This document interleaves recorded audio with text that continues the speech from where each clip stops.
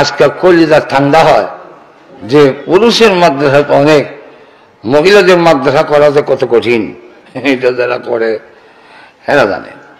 অক্লান্ত পরিশ্রম করে। মহিলা যদি দিনদার না হয়, আল্লাহর কসম, পুরুষ দিনদার হইলেও এই ফ্যামিলি দিনদার হয়ে উঠে না। মহিলাদের প্রভাবটা বেশি। সন্তানের উপরে মার প্রভাবটা করে বেশি।